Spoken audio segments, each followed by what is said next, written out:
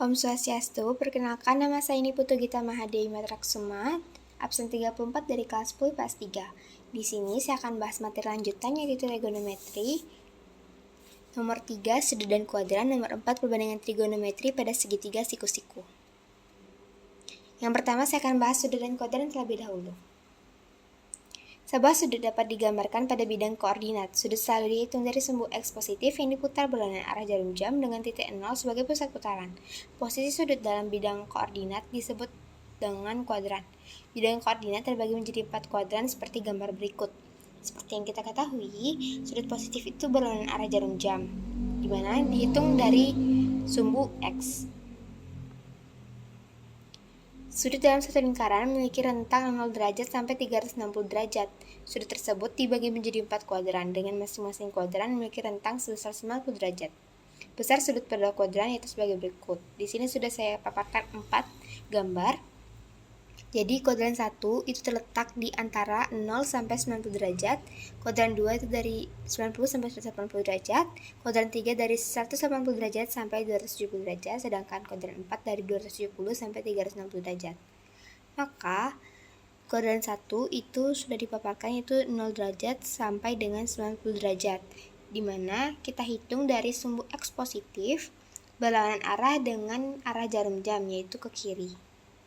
Dan kuadran 2 itu di antara 90 derajat sampai dengan 180 derajat, dihitung ke kiri juga. Yang kuadran 3 dari 180 derajat sampai dengan 270 derajat. Dan kuadran 4 dari 270 derajat sampai dengan 360 derajat. Semuanya dihitung berlawanan arah ke kiri. Di sini penjelasan lebih lanjut dari setiap kuadran. Seperti yang saya katakan tadi bahwa sudut dalam kuadran terletak di antara 0 derajat dan 90 derajat. Semua bernilai positif, baik itu sinus, kosinus, dan tangen. Yang nomor 2, sudut dalam kuadran 2 terletak antara 90 derajat dan 180 derajat. Hanya sinus atau sin yang bernilai positif, sedangkan kosinus dan tangen bersifat negatif.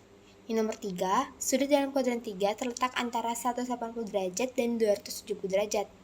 Di sini, nilai tangen hanya yang bersifat positif, sedangkan yang lainnya bernilai negatif.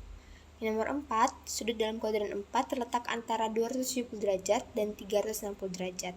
Di sini cuma hanya kosinus atau cos yang bernilai positif, sedangkan sin dan tan bernilai negatif. Di sini sudah saya paparkan gambarnya. Selanjutnya, saya akan bahas perbandingan trigonometri pada segitiga siku-siku. Jadi, diketahui pada segitiga siku-siku itu terdapat dua sisi yang saling tegak lurus, yaitu sisi depan dan sisi samping. Dan lagi, satu yaitu sisi miring, yaitu sisi terpanjang. Yang kedua, penyebutan sisi depan dan sisi samping tergantung letak sudut pada segitiga siku-siku tersebut, karena biasanya letaknya tersebut tidak menentu atau tidak semua sama. Nomor 3, setiap perbandingan pasangan sisi segitiga siku-siku mempunyai nama tertentu, yaitu perbandingan sinus, kosinus, tangen, kosekan, sekan, dan kotangen. Berikut perbandingan pada segitiga siku-siku. Di sini kita lihat bahwa sisi miring itulah sisi di depan sudut siku-siku, yaitu bisa kita lihat ada tanda panahnya. Di depan sudut siku-siku itu sisi miring. Semua yang miring itu adalah sisi miring. Jadi sisi depan yaitu kita lihat dari sudut alfanya. Sudut alfa, di depan sudut alfa itu kan ada BC, yaitu sisi depan. Sedangkan yang di samping sudut alfa yaitu sisi sampingnya. Nah, berikut perbandingan trigonometri pada segitiga siku-siku. Sin alfa yaitu sisi sama dengan sisi depan sudut alfa per sisi miring. Sisi depan sudut alfa yaitu yang tadi, yaitu BC. Kita lihat dari arah sudut alfanya ke depan yaitu BC per sisi miringnya itu AC. Sedangkan cos alfa yaitu sisi samping sudut alfa per sisi miring. Sisi samping sudut alfa seperti yang kita ketahui itu adalah alasnya. Di samping alfa itu kan ada AB, yaitu AB per AC, sisi miringnya. Sedangkan tan alfanya itu sisi depan sudut alfa, yaitu BC per sisi samping sudut alfa, yaitu AB. Sedangkan kosekan yaitu kebalikan dari sin alfa, berarti kosekannya berarti sisi miring per sisi depan atau miring per depan. Kalau sin itu kan depan per miring, jadi dia kebalikannya, yaitu sisi miringnya tadi AC per BC, yaitu sisi depan sudut alfa. Sedangkan sekan itu temannya cos atau kebalikannya cos. Dia sisi miring alfa per sisi samping sudut alfa.